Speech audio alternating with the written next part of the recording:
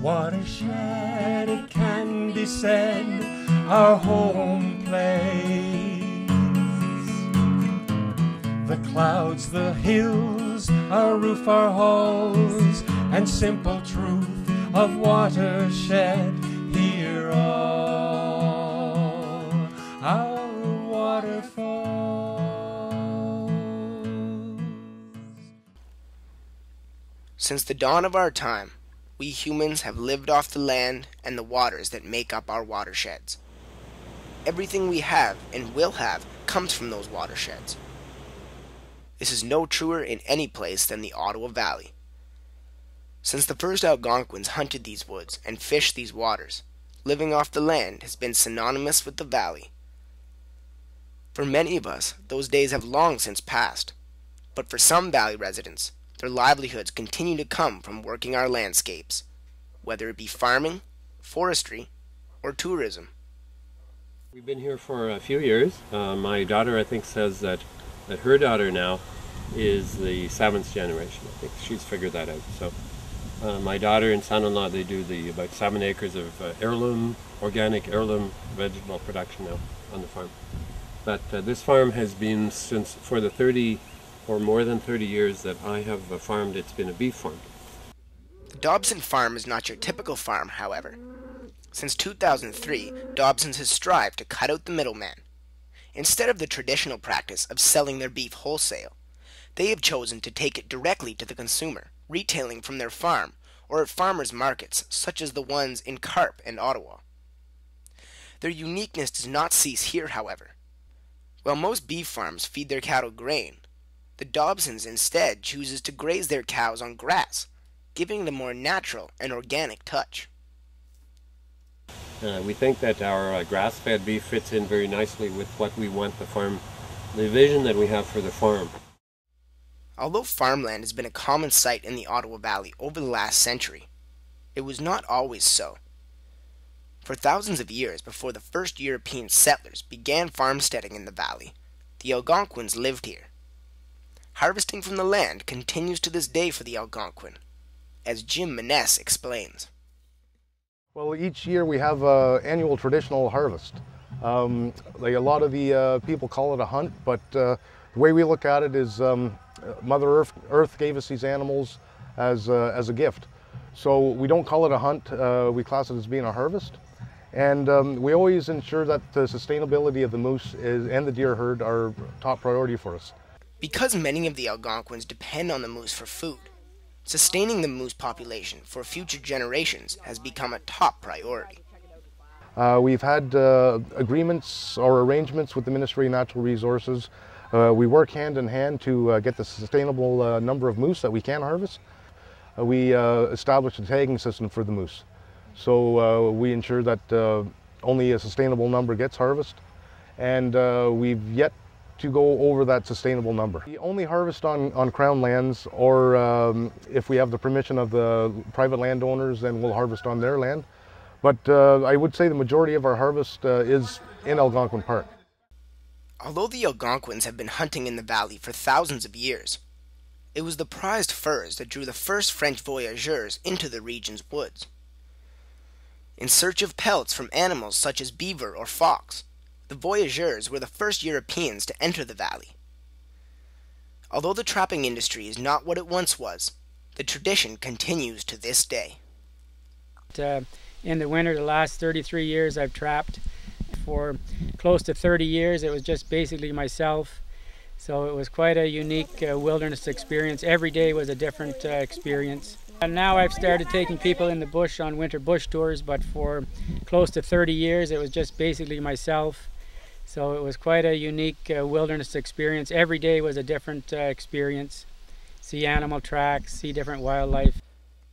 Even though trapping was the first industry that drew Europeans to the area, the industry that spurred the greatest economic boom in the valley's history was without doubt the logging industry.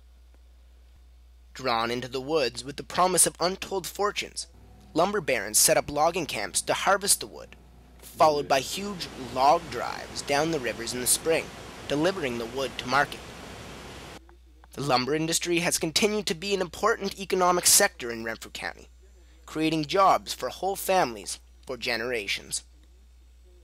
I'm running a family business that's been part of our family history since 1962. It was founded by my father, William Hall, and over the course of his life, he assembled a privately held forest by accumulating, buying old farms that were going out of production and old woodlots that were being transferred from one generation to the next, and he saw opportunity and value in those land parcels as a place to grow trees.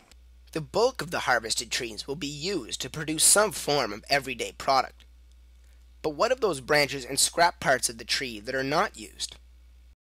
As one goes down the path of attempting to target and remove the poorer quality trees that are crowding out the better ones, the piles of those wood products at the side of the road get bigger and bigger and bigger. An option that we should be considering as a society is the notion of diverting a lot of this woody material that is out there growing every day into a form of energy. It can be made into heat, it can be made into electricity, and the research is on in a big way to find ways of converting this wood into things like automotive transportation fuels and other derivative chemicals. As the Earth's human population continues to increase, the demand for renewable energy is likely to increase as well.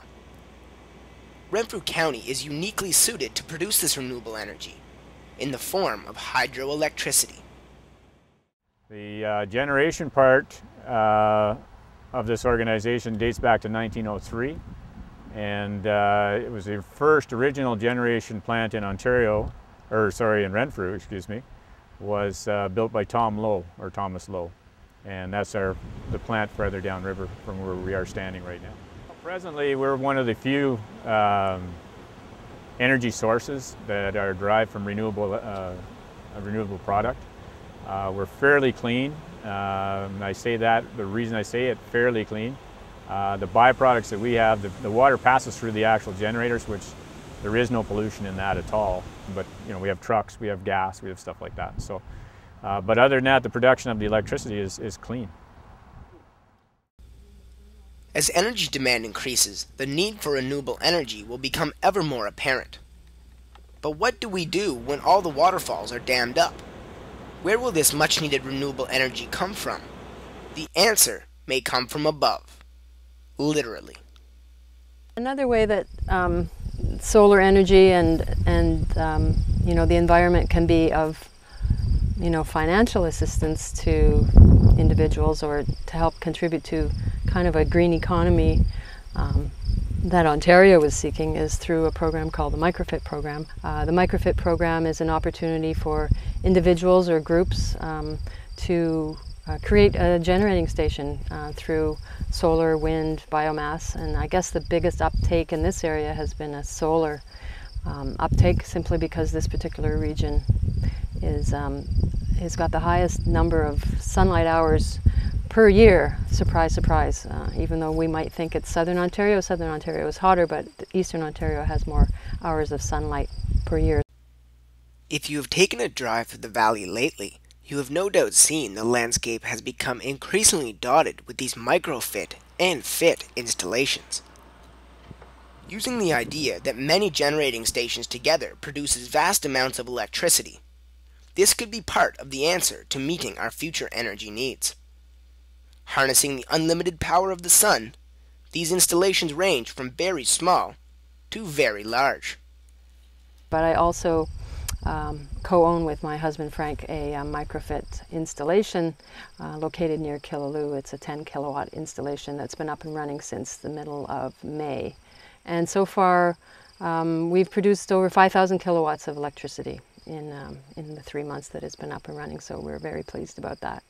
Mind you, it's been a fantastic summer for sun, and it'll diminish now that we're getting into fall, but it's been a really good start to the energy production there. Although much of the Ottawa Valley's history has been involved with the harvesting of raw materials from the land, a more recent industry has begun to thrive in the valley: tourism.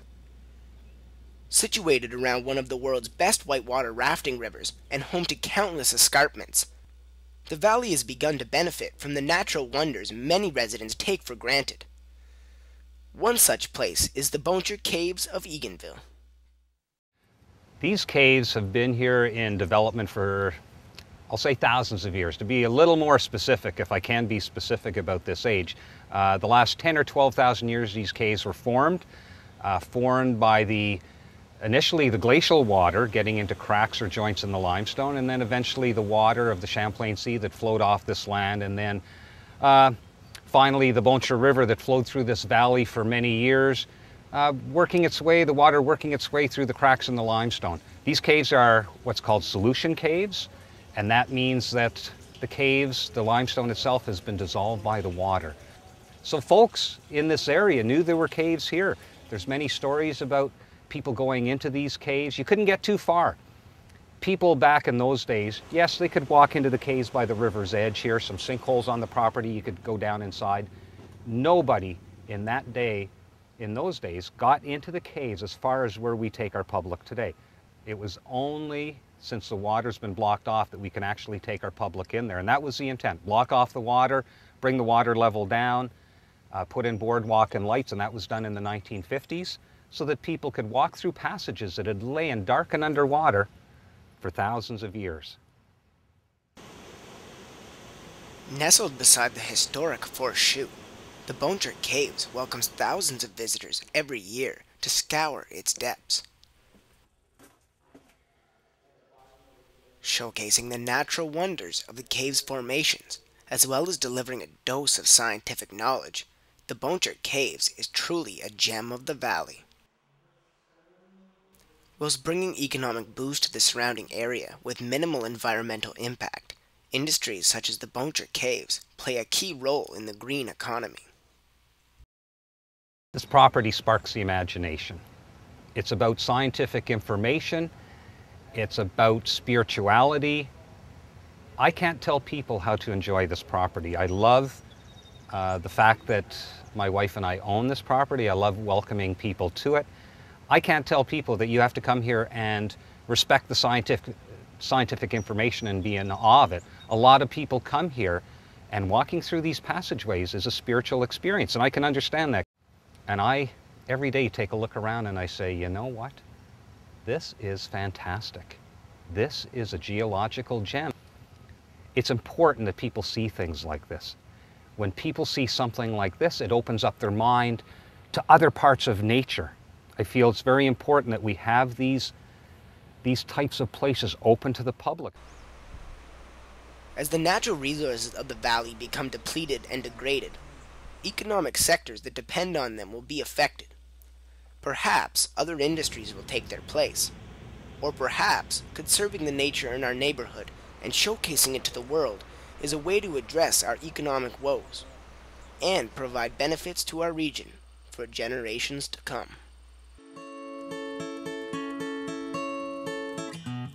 Watershed, it can be said, our home place. The clouds, the hills, our roof, our halls, and simple truth of watershed here are.